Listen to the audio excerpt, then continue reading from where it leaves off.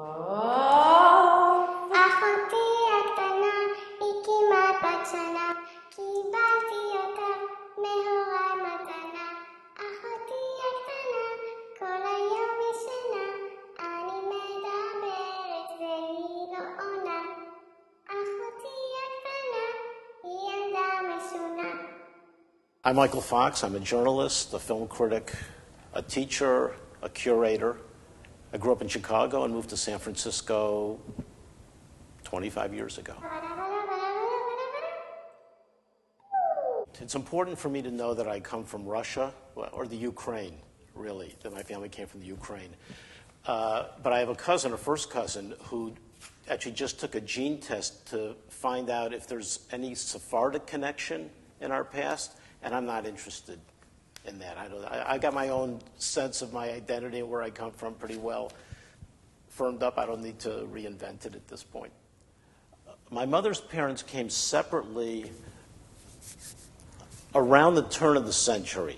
My grandfather actually fought in the United States Army in World War I. So he came to some degree after the pogroms, but I forget exactly when, and he met my grandmother here, I believe. On the other side, I never knew that story. Both my grandparents, both my father's parents passed away by the time I was a month old. And so I just either don't remember or never knew their story. But all Ashkenazi Jews, all from Russia.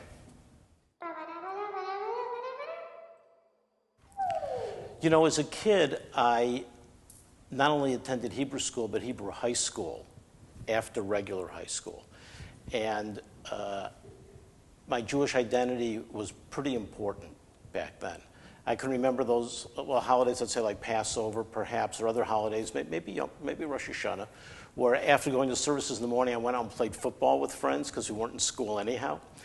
And my father would literally show up and pull me off the field. It wasn't his choice, it was my mother's choice. My mother was the one who was very upset about it. My attitude, of course, was I wasn't going to be in school anyhow today. It's a lost day. Since I moved here, I don't belong to a synagogue, and I don't observe the holidays particularly. But one of my outlets, one of the papers I write for is the local Jewish Weekly, and I also syndicate my stories to Jewish weekly papers around the country. So I consider myself, or deceive myself, that I'm still reasonably Jewish because I'm still in touch with Jewish cultural life, and I'm asking Jewish questions of people all the time. Well, American Jews, I would say, are sort of exhibit an empowered assimilation, okay, where they're just part of the culture, but they're also recognizable. They're also in positions of prestige, authority, and high income. On the West Coast, though, you can't even tell who the Jews are. They're just not recognizable. Where I grew up, and even now, if I go back and go to a particular neighborhood or a particular restaurant, it's obvious that they're all Jews in there. Here, I just have no idea. Well, of course, if one's father is Jewish and one's mother is not, the rabbis of Israel will not grant you citizenship. They do not consider you Jewish. In my family, my father was raised way more Jewish than my mother was. She was very assimilated, whereas my dad and his brothers spoke Yiddish all the way. They knew English, obviously, but they spoke Yiddish to each other all the time. And I think it was more important to him that I get a Jewish education than to her. But I think each family is different. Actually, I do have a theory, and it's not just related to Jews, but I think all Americans. And I think on the East Coast, your status derives in large part from who are your people? Where do you come from? Okay? And out here on the West Coast, no one knows if that suburb of Boston, for example, is a wealthy suburb or a poor suburb. So here people judge you on the basis of who are you? What do you do? And that allows for a much more fluid identity and certainly a much greater likelihood of just shedding your previous identity and less attachment to where you come from. Well, I think, again, there's all sorts of historical contexts in terms of the survival of the people and the race. I think post-Holocaust, that same quality comes into play, but in a slightly different way, you know, where it seems more real.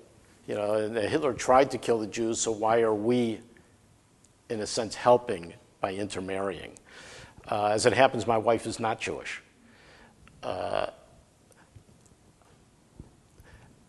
My parents weren't thrilled, but I was an adult by that point. Plus, my brother's first wife was Jewish, and their marriage lasted 10 years. So marrying a Jewish woman was not a guarantee of anything either.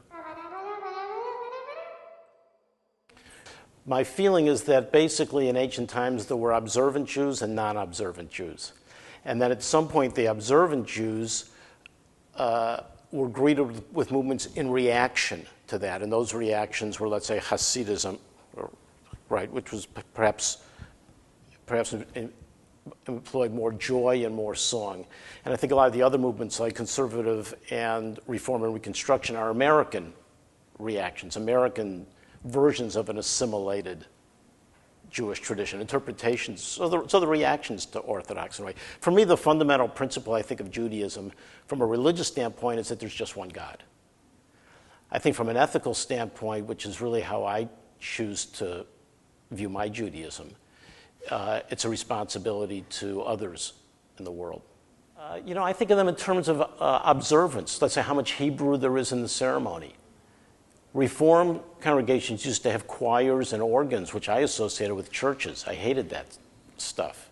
When I'd go, let's say, to a bar mitzvah of a cousin or a friend in those kind of synagogues, it just gave me the creeps. You were not allowed to study the Kabbalah until X number of years of studying the Torah and the Talmud. It was not a thing that you studied in college or because you had a #1 album. It was something you were only allowed to study when you were well into adulthood. So therefore, the principles of Kabbalah are secret, in a way. As a kid, when they were brought up to me, it was, this is adult stuff. We're not going to tell you about this stuff. So the way it's studied now, the way in Los Angeles, let's say, the way there are Kabbalah study groups, is just a weird phenomenon to me. Well, my Jewish heroes would range from Moses to Lenny Bruce to Abby Hoffman. Moses, in part because he never got into the Promised Land. So it's a classic Jewish frustration story. Lenny Bruce because he risked everything to tell the truth and call out what was going on in this country. Abby Hoffman because he did the same thing but with a sense of humor. It's a funny thing, there's this recent documentary, Sholem Aleichem, Laughing in the Darkness, made by the New York filmmaker Joseph Dorman, who's a wonderful guy. And you would think I would utterly connect with that documentary. It's my people. It's my background. It's only 100 years ago. And somehow I just couldn't get over on it. The experts were great. Archival footage was fine. I just didn't connect with it. I spent the summer of '74 on a kibbutz in Israel. And the thing that I'll never forget is I visited a family somewhere in the middle of Israel on a kibbutz who had lost their son in the Yom Kippur War the previous fall. And my attitude as a kid who grew up during the Six-Day War and loved the idea of militant Jews standing up for themselves, who believed, sure, bring on all the Arab armies, we'll kill 10 of them for every one of ours. And this family lost a son. They pulled this little thin volume off the shelf that was just names of Israelis who died in the war. Just black names on white paper. It was a very thin book, and it was full of names. And I realized then that 1 for 10 is a lousy ratio. Any ratio is a lousy ratio.